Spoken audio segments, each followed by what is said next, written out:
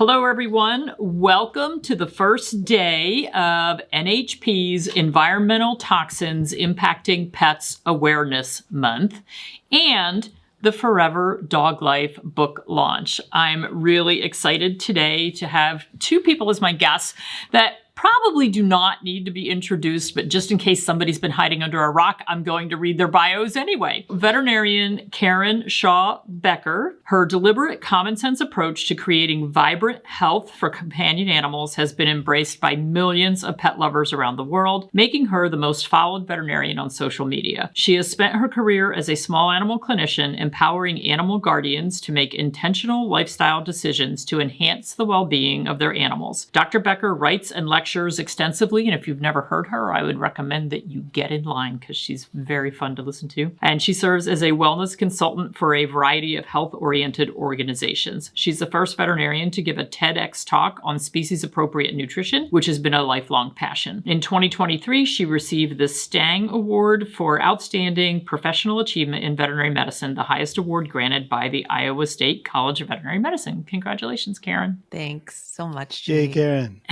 And Rodney Habib is a sought-after public speaker, filmmaker, multiple award-winning content creator, and founder of Planet Paws, the world's largest pet health page on Facebook. And most importantly, he's a pet parent. Driven by a passion for citizen science, Rodney established the nonprofit organization Paws for Change Foundation to further education and research in the area of animal nutrition and lifestyle. Rodney's first TEDx talk on pet health stands as the highest viewed TED Talk in history pertaining to dogs. He was recently honored by the Canadian government as having one of the most influential platforms in Canada.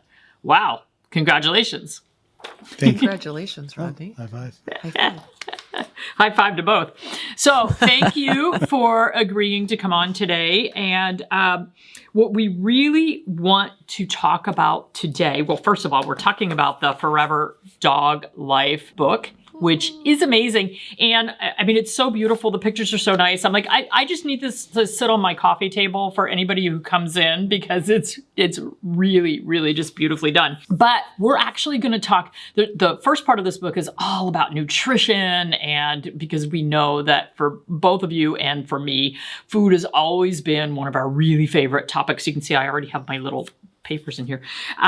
But we actually want to talk about the second half of the book because in that part of the book, you really dive into environmental toxins and some DIY recipes. And I want to talk about a few specific ones. First of all, why should pet parents care? And I love the sign behind you that says, "Pardon the weeds." I need one of these for my yard because it's all weeds.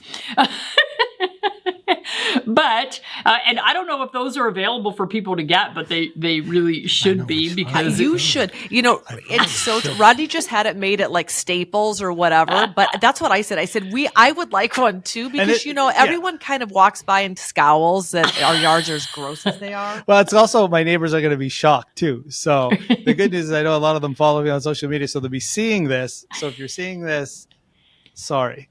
But yes, but not sorry. Sorry, but not sorry. But yeah. no, it's something that's hugely important. I mean, obviously, this is a topic that not very many people know. If you're a 2.0 pet parent, gosh, this is like, this ad nauseum.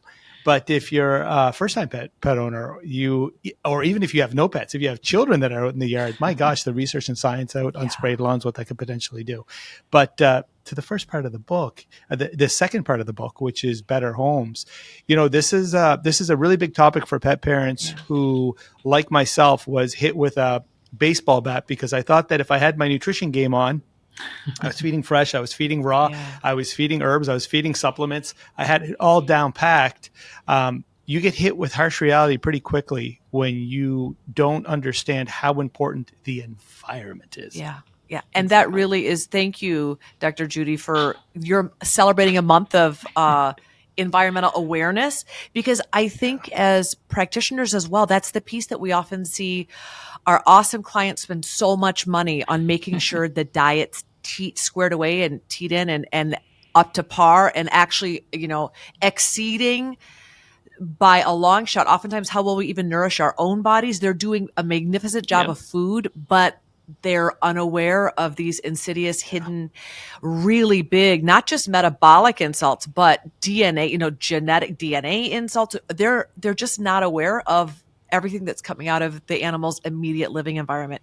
And I appreciate you bringing awareness this entire month to the second half of this equation, which is food is really important, but the environment is equally as important. Absolutely, because how many times in practice do we see animals coming in with cancers at a young age, and they've been raw-fed a beautiful, clean, organic diet their entire life. They've been minimally or not vaccinated at all, and the owners think that they're doing everything right. And maybe they are in their home and in their home environment, but then we take our dogs and we walk them somewhere else, or our cats go out and become exposed to other things, or even just the laundry detergent that we're washing the blankets in that the animals are sleeping on, or the air fresheners that we're using, or the sprays to make our sofa not smell like a moldy dog. So all of that plays in. And I have a little dog with bladder cancer right now. I've had him since he was 1.5 years old. So he's been on just, phenomenal routine he's almost 17. So for most of his life, he has been on this phenomenal care. And yet here I've got a dog with bladder cancer. And so that sign right behind you, one of the main drivers of bladder cancer we know is lawn chemicals. So do you know, because you guys did so much research for this book, is glyphosate the main driver behind that, or are there a lot of other lawn chemicals that are causing it as well? There are lots of others, Judy. Yeah, glyphosate's a big one, of course, but there are a bunch of other forever chemicals that are wildly cancer creating, both in laboratory model studies and lab animals, but also just the fact that lymphoma, in addition to bladder cancer, a variety of different cancers, but lymphoma is the one type of cancer. It's the most common cancer in animals, and it's the one that has been linked directly related to environmental insult, that animals are not born with any predispositions to lymphoma. They acquire lymphoma from our wildly toxic world. That's heartbreaking. And there's many more chemicals besides glyphosate. Well, absolutely. Yeah. There's a whole chemical concoction of words that you can't even say. Yes. I mean, some of these words are literally 30 to 40 different characters. The severity of cancer gets worse pertaining to a multitude of factors. One is it a professionally sprayed lawn? Are you spraying the lawn yourself? Some of these rag and go chemicals, you're now seeing like fipronil. I had no idea that they even put fipronil in lawn chemicals, but they're being used to control like parasites in and around the lawn, fipronil being a famous product in flea and tick medication. One of the big studies that came out were, why on earth are they finding some of these metabolites in the urine of children? So the animal goes outside, rolls around in the lawn, comes into the home, sits on the couch, sits on the carpet. Children are all over the animals. And now they're finding high levels of these metabolites in the urine of kids, right? So they're transferable as well. Yeah. One of the famous studies showing how it can transfer into fetuses, pregnant mothers whose children can develop thyroid issues and autoimmune issues when you come in contact with some of these animals that, unknowingly come in contact with these chemicals and that just adhere to them like Swiffers. Yeah. Well, and then, the studies in Europe showing fipronil found in hair samples from children in France. And in almost every waterway in Europe, we've got fipronil. And it's interesting that you bring up the lawn chemicals having fipronil, because in those studies, they actually were blaming the animals who have fipronil applied topically and then are swimming, urine running into the water that has metabolites and that sort of thing. But it's interesting because maybe a lot of that is also ending up in our waterways and in our environment because it's being sprayed knowingly or unknowingly. There's so many different things that can be put on lawns. There was a death of 2 children that occurred out in the Midwest, I think it was in Oklahoma, where an exterminator had put aluminum phosphide down, and which gives off phosphine gas. And they did it to kill rodents and pests in the lawn, but it's activated by water. So it rained, and then the kids and the pets went out and played in the lawn, and then we have dead children because of this gas that's being given off. So there are so many things that we don't even know, especially if you have somebody coming in and doing extermination in your house. Really critical to ask questions about what is being put on your lawn. Yes. And Judy, along with that, especially, people say, well, I have pet friendly pesticides, and there are some environments like I think of Florida, where it's really hard to not do something because you have perpetual termites, perpetual ants, perpetual bugs everywhere. When you live in a warm tropical environment that never freezes, there's just bugs everywhere. And so many people say, oh, I'm using pet friendly sprays. But when you ask your exterminator company to provide the details or the safety sheets provided, and you read those, oh my goodness, they are not, many times they're not safe until dry. And then if the animal contacts it repeatedly, still not safe. There's all of these caveats for safety.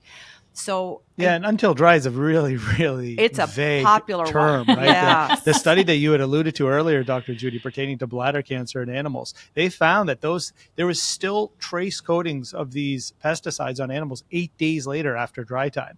So dry time is a really controversial thing right now when it comes with these spray companies, because what is dry time? Yeah. Even scarier when you look at the new studies that are coming out on fipronil and imidacloprid, a lot of these sort of pesticide, insecticide / flea and tick meds, whether they're ending up either from your lawn or being applied at specific clinics, 28 days, the latest study said, you can't get it off your hands. 28 days of hand washing, and they're still finding traces of these pesticides, insecticides on people. And yet, isn't it crazy? On the back of the back of the application container, it says, just apply to your dog, let it dry, and then everything's fine. It's like, is it really fine? Chances are probably not. Chances are probably not. I really like the study where they took 3 dogs. One was given an oral isoxazoline, one had topical fipronil, and the other one had nothing. And they put them all in a baby pool together. And then when they tested the dogs after they all got out, all of them tested positive for fipronil and isoxazoline. And it's like, they were only in the water together for a few minutes, and that's how fast it transfers. And when you think of an isoxazoline that's given orally, and then you put the dog in a pool with another dog and the other dog tests positive, it's like, it's not staying inside their body. This is going everywhere. Yes. Well, this brings me to cats in homes, because that was probably the biggest eye-opening thing for me, Rodney. When we were talking to some of the toxicologists for this book, and even our first book, they're using primarily indoor house cats as sentinels for the most toxic mammal on the planet, because we trap them. Most of us that love kitties, they may go outside supervised, no problem, but we don't let them roam the neighborhood and come back in a few days because it's just too risky of a world out there for cats. However, we do let our dogs outside to literally off gas. We do walk our dogs, most of us. They have time to be able to off gas. Kitties don't. So they're inside swiffering up all of the flame retardants, all of the cleaning supplies, everything we put on the floor. So I think the best advice I got from anyone that we interviewed of our experts pertaining to what's pared down the nuts and bolts of what do we do in terms of managing toxicosis.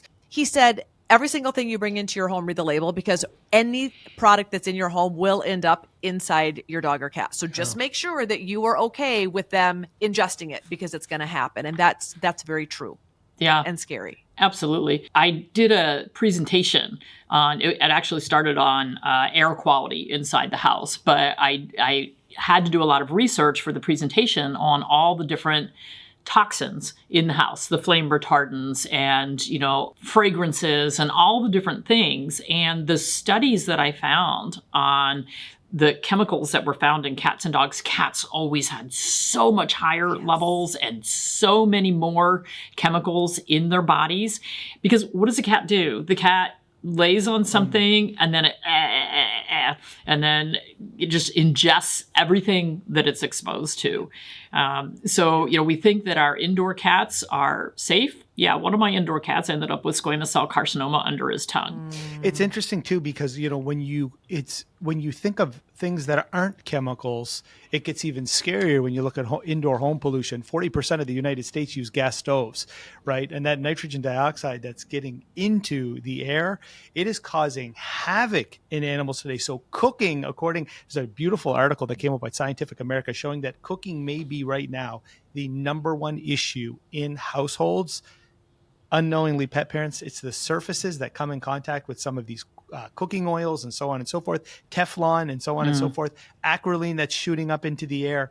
You can cause some serious indoor pollution and not even know it just with cooking techniques and the type of surfaces you're using. And no one uses their that's the other thing. No one uses their exhaust fans as much as we should all be taking advantage. They're noisy, right? No one likes the noise. No one likes it, but they're really important to use exhaust fans, really. And same with bathroom. If you're using beauty products at all, any type of aerosols at all, it's really important that you're using your exhaust fan. The Dog Aging Project, actually, there's a new peer-reviewed study that's going to be out in 5 days when you're listening to this if you're a science junkie. They went to the Dog Aging Project. It's only 15 dogs, 120 hours. They put the silicone tags on the dogs because they know that those markers, silicone, will attract anything in the household.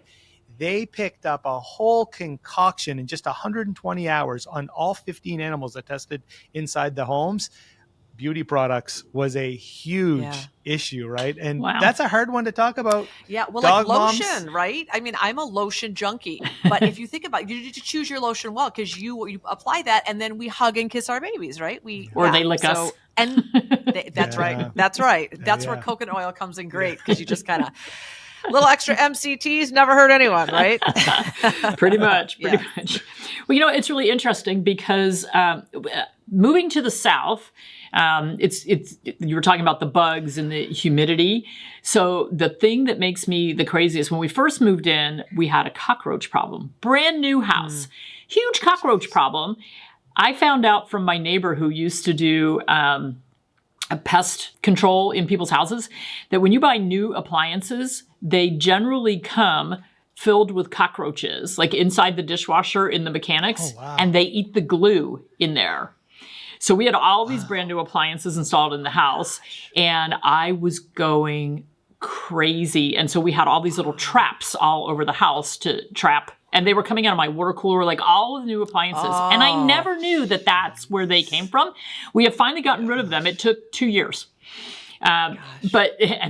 Probably they ate all the glue or whatever that was inside of my appliances and nothing left for them to eat. Yeah. But the other thing that we really, so that was a little eye-opener for me. Another thing that we really struggle with that I did not have when I lived up north, fire ants. Absolutely. They have no redeeming qualities. I don't know what animal eats them. I don't know what purpose they serve on this earth other than to bite me and make me crazy. So I bought this fire ant stuff to sprinkle. Silly me. Why would I read the label? Safe for all, right? So I went out and sprinkled it where I was going to, because we prepared our beds, our raised beds, and one of the raised beds was solid fire ants. And I said, well, I can't plant anything in here because I can't harvest anything in here. This is crazy. Yeah. So I sprinkled my stuff on there and I said, all right, this is great. Tomorrow I'll be able to plant. And then I went inside and read the bag. Yeah, now I've ruined that bed for life. I can't plant anything there that we want to eat. Like, great. Killed the fire ants. Yep. So I was really excited when the book came out. There's an ant spray in there. I'm going to go make about 100 gallons. Yes. And you know what's so interesting? Because I literally have also made 100 gallons. I moved into a tiny house in Arizona, a literal tiny house, but it was on the top of an anthill. So same thing, brand new construction, but I just had like thousands of ants. They had like highways in my house. Awful. And no matter what I did, I could not get it. And then they had babies in all my house plants, like eggs. Yep. So I just see, anyway, it was really bad. I literally have made gallons of that. And I will tell you that it is highly effective. Now, Rodney, I literally have to kill the ants in my house. Rodney vacuums his ants. He doesn't use any of the sprays. I safely vacuum them. Yes, you vacuum. And then he and releases then them outside. He's a catch and release man. I have a Dyson that has a gentle bug mode sucker. where I can pick them up and I can haul them outside. The good news here up north, y'all should move up here because we don't have fire ants. We don't have cockroaches. We may have bears, but we don't have to worry about. There are blessings to have snow 6 months out of the year and live in the Arctic tundra. There are lots of blessings, Dr. Judy, like no fire ants, but I get that. So, you end up having to balance where you want to live with the ramifications that come with it. But that's also true of things like arsenic that can be naturally found in people's drinking water. Like here in Nova Scotia, it's naturally, this beautiful province is just on a bed of naturally occurring arsenic. So the groundwater is contaminated. That's really important to know for yourself, but also for your animals. So filtering your water, Judy, is something that probably at this point, everyone needs to be doing something. It just is not, regardless of how safe your city water is, it probably still has, And your geolocation too is really important when it comes to filters, fluoride. right? Because a lot of people are never usually looking at their municipality water and what is the issue in my hometown that I'm having, right? So if jumping into your car, driving down to Walmart, buying a Brita filter, coming home, and it's just removing, let's say, fluoride and cadmium, but you're having an iron issue, an arsenic issue, Lead. it's a lead issue. It's not going to serve you with the issue that you're having in your municipality. So we're always telling dog owners and cat owners, hey man, figure out first what is the potential issue in your hometown, then go out and try to source the right filter for that specific situation. As Dr. Karen Becker alluded to, Nova Scotia, my hometown, has the highest rate of bladder cancer in the entire country because of that arsenic issue. Wow. And if you're on well water, it's even scarier because you're always supposed to have your well checked every 3 months. But who does that, right? No. Most folks will go years. Wow. You can get these small, tiny cracks leaching into your well water. You can't taste it, you can't see it, you can't smell it. And all of a sudden it's wreaking havoc in your poor dogs and cats. Yeah. We discovered our well was really contaminated with all kinds of things. And I noticed it because we were getting like a scum in our fixtures. And I was like, what is this coming from? There's got to be something. And so we had the water tested, and this was like our second year on the well. It was tested when we first put it in, everything was fine. And oh my gosh, what a train wreck. So we ended up with this huge reverse osmosis system, which now we have dead water, but I will take the dead water over the contaminated water. And interestingly, my daughter lives next door. So when we had our well tested, I said, I'm testing her well, and her well was fine. Isn't it interesting? So they're a couple hundred yards apart. Good for you for testing, yes, but good for you for testing a year later. I mean, that just is that I think is some of the intuition that you have because you practice for so long. You're like, hey, wait, something's wrong. But that's so good, Judy, because and how scary that it tested fine last year, but not this year. But that just goes to show you when you have those little symptoms, even around your house. So we, symptoms in our animals' bodies tell us where we should be looking and what we should be thinking about. Symptoms around the house, like dusty, like excessive water spots, like weird smells, like if your water smells weird, if it's cloudy, all those things give us hints that we need to be doing some more investigating. Yeah, absolutely. And then the last one that I want to touch on is carpet sprays, cleaners, shampoos, deodorizers.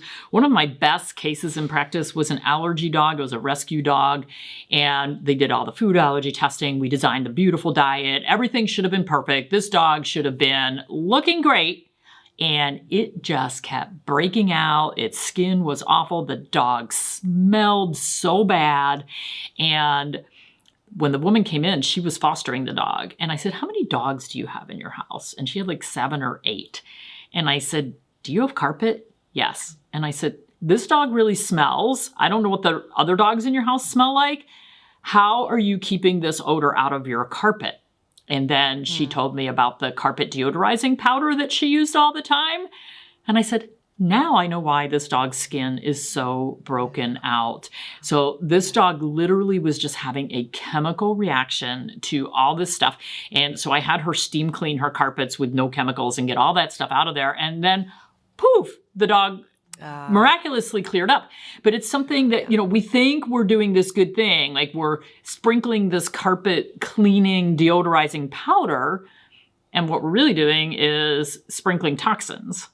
And that dog was the perfect example of it. And it's one of those things that, I think I saw that dog 8 times before I finally asked, what environmentally is going on? So, we just, and so I love that you have a deodorizing carpet powder that's safe as well. A lot of your recipes have essential oils in them. Can you talk pretty quickly on, sourcing of essential oils and making sure that we're not getting something else toxic that we're putting in? I'll let you hit on that. Let me hit on the carpet deodorizer segment, because that was really important for us to put in the book. There's a whole host of studies now that are coming out pertaining to atopic dermatitis in dogs and cats, right? Obviously, and you know this as the pet parent running to my veterinarian, Dr. Judy, I've tried chicken, I tried beef, I've just switched it up now. I've gone to dehydrated, I'm now trying freeze-dried. I've switched to raw, I'm lightly cooking it. What is going on? Look at my dog and cat skin. It's not working.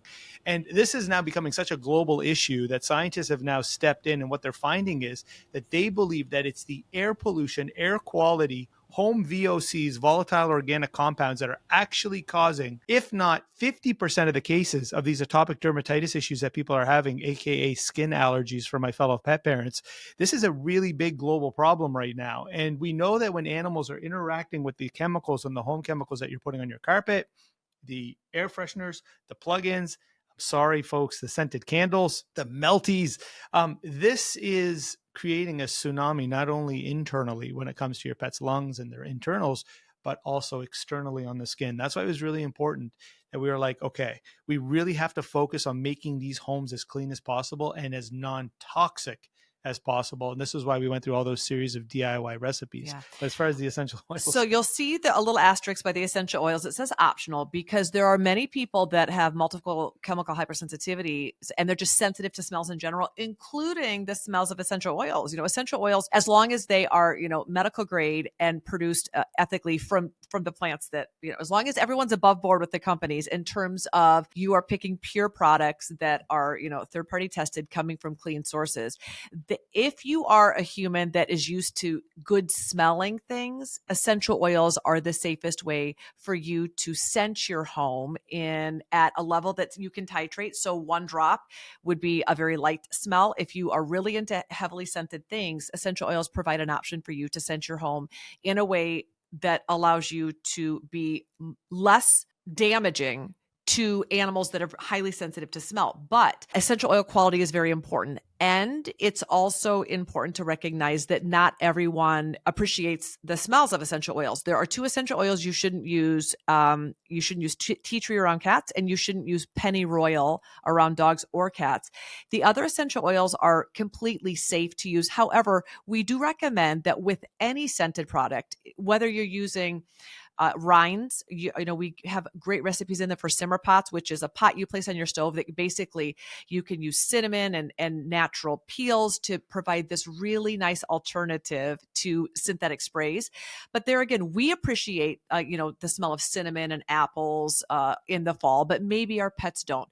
So we do recommend that you keep those naturally scented options to one room of your house so that your animals always have a place to get away from those smells, because we like those fresh smelling smells, but our pets may not. So Exactly. choosing those and scenting wisely is a good idea. Exactly. Because remember, their sense of smell is so much better than ours. Yes. Well, Karen and Rodney, I can't thank you enough for spending time today talking about the Forever Dog life, and particularly the second half of the book where we talk about the environment, because it's so critically important. And I would encourage everyone, check it out, because there's tons of DIY recipes in there. If you're not into DIY, then check out my website where we have products made by really highly ethical companies that have made very safe products. So if you can't make your own, don't want to make your own, that's another option. But this is a great handbook for all kinds of things that you may not even realize could be harmful in your pet's environment. All right. Thank you very much. We're really looking forward for everyone being able to get this book. You two are amazing, and we really appreciate all the work that you do for our pets. Thanks for having us. Thank you. And sorry to my neighbors. I'm going to go put my ice on. I love it. I love it. Thanks, Judy.